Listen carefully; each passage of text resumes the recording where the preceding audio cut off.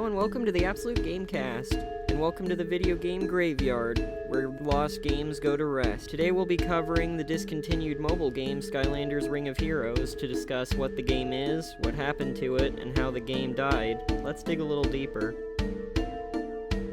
Skylanders Ring of Heroes was a mobile RPG developed by Com2uS, the developers of Summoner's War, and published by Activision, one of the companies behind Skylanders. It was released on mobile devices February 27th, 2019. On release, players of the aforementioned game would be familiar with the gameplay of this game, with it featuring a turn-based battle structure with a mana system and a team of Skylanders, and a few temporary enemy summons at your disposal to win battles and progress through the game. There was also a clan system, online PvP, near regular events, some of which added new characters, and more. The game also featured a story campaign which sees the player taking control of a portal master from the in-universe Earth, who finds themselves trapped in Skylands after series villain Chaos tries to steal a magic book of dark magic, which ultimately causes various rifts in time and space to be violently torn open, stranding them until they find a way home. Under the protection of the Skylanders, they fight their way through various levels to stop Chaos and retrieve the book. As a first-day player, I enjoyed the gameplay and the story, even if it wasn't too outstanding compared to its source material. I found it enjoyable to level up a team of my favorite Skylanders and use them in levels. I did, however, have a few problems with the gameplay,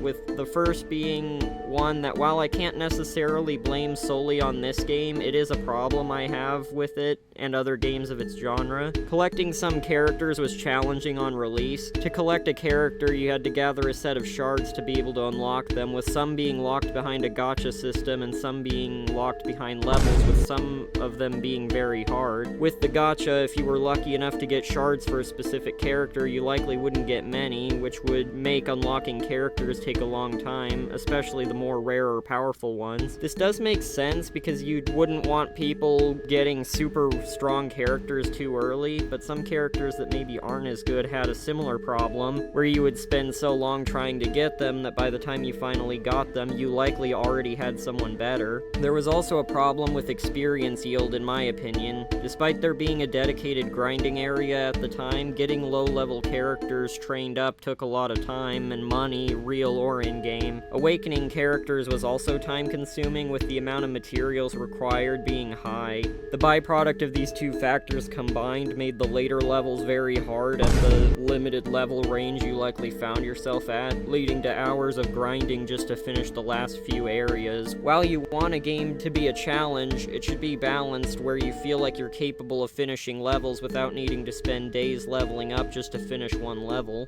This could have been a skill issue, but it does seem like other people agreed about the difficulty, at least in the last two areas of the game.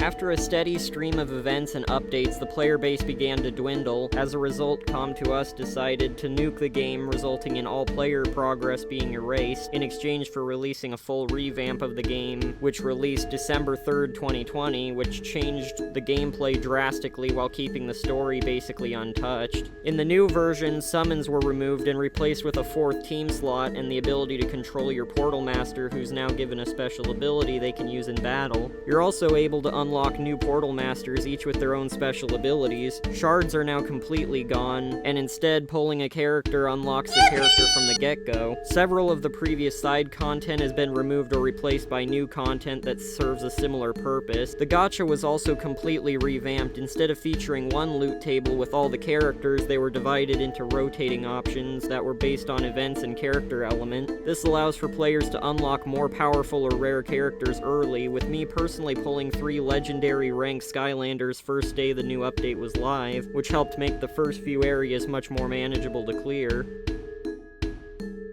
The revamped game held steady for a little while with more updates and events before the player base began to drop again, and realizing there was nothing that could be done, Com2uS announced that on February 28th, 2022, the servers would be shutting down and the game would be leaving all stores by that date. After that, the game's lifespan came to an end and any remaining players moved on, leaving the game lost to time and the Skylander series as a whole, as this was one of the last outings from the franchise. And while I, along with many others, others hold out hope that the series will return one day, I believe it's worth taking time to look back and remember this forgotten game. I hope to cover the mainline Skylanders series at some point, as it was one that was very important to me. But as for now, that brings this video to a close. I hope you enjoyed it. If you did, don't forget to like, subscribe, ring the bell for notifications. Not gonna force you, do what you want. Thanks for tuning in, and that's the video. Bye.